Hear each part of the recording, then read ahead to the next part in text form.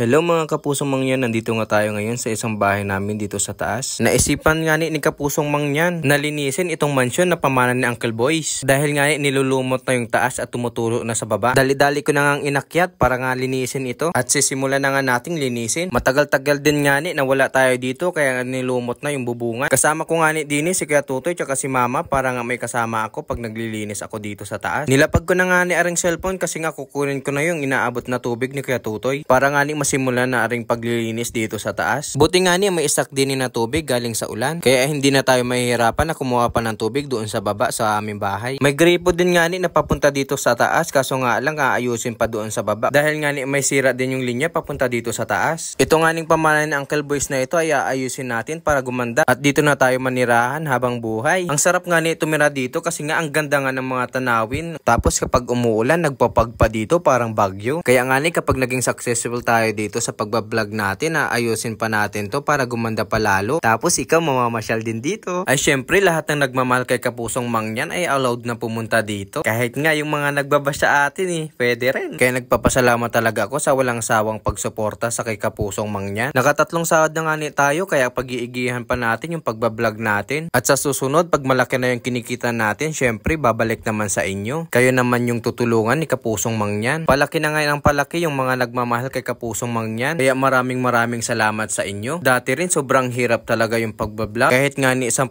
views nga lang masaya na ako. Alam nyo ba nung nagsisimula akong magblog, nawala lahat yung mga kaibigan ko, biglang naglaho. Yung mga kakilala ko rin nawala rin. Hindi ko alam kung bakit hindi ko na nakita sa notification ko. Pero alam ko naman nanonood sila sa aking mga vlogs. Hanggang sa dumami ng dumami kayo mga Kapusong Mangyan, mapipil mo rin pala na hindi mo rin pala sila kailangan. Kasi nga nandyan kayo na nasumusuporta kay Kapusong Mangyan. Kaya ikaw na nanonood ng aking mga vlogs, I heart you. Sinimulan ko nang lagyan ng Clorox para nga mabilis matanggal yung mga lumot dito sa bubungan. Tapos imimikos-mikos na natin yan. Pinaikot-ikutan ko na nga itong part na to kasi dito talaga yung pinakamaraming lumot. Sinimulan na nga imikos-mikos ni Kuya Tutoy para nga ni matapos na kaagad. Ito nga ni yung part na tumutulo kaya dito talaga yung pinakamaraming lumot. At dito nag-i-stack yung mga tubig. Ipapakita ko nga ni muna sa inyo mga Kapusong Mangyan ang napakagandang view dito nga ni sa taas. Tapos napaka-fresh pa ng hangin. Dito nga ni sa taas ay kitang-kita talaga yung dagat.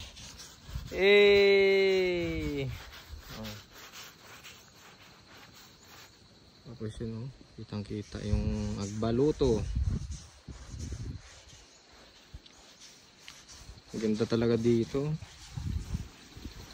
Masarap tumira dito kasi malayo sa kapitbahay.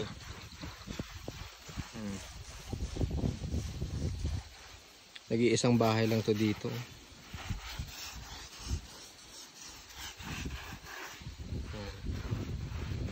Kitang-kita yung dagat mo. Tumambay ka lang dito sa taas, grabe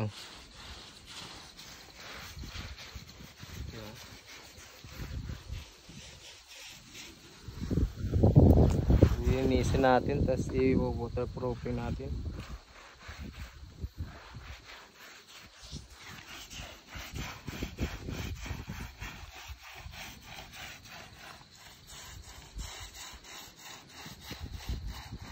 Yan yung sibuyan naman. Yan yung sibuyan.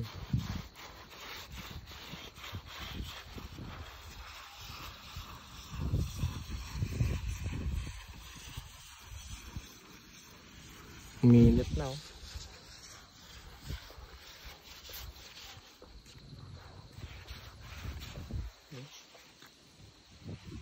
Hindi na nilinis ni Papa ulit Mukang! Hello Mukang!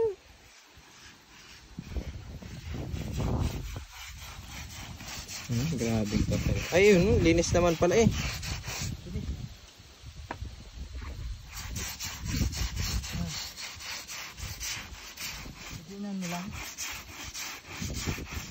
Yun, uminit na Init na.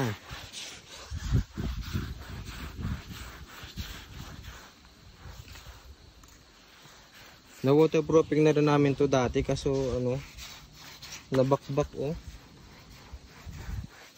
di dumikit. Nababakbak niya kasi na-stuck ng tubig. Isang taon na din.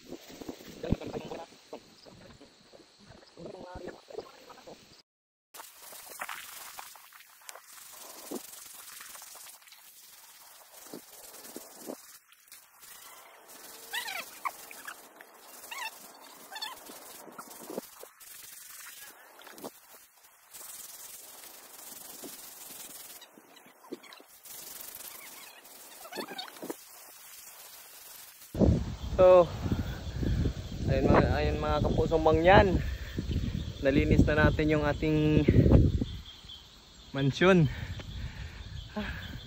Yung mansyon na pamana ni Uncle Boys. Linis na guys. Ano? Diba? Kumpara kanina,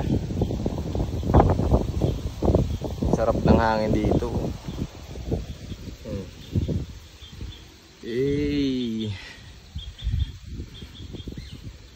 Ito pag gabi dito.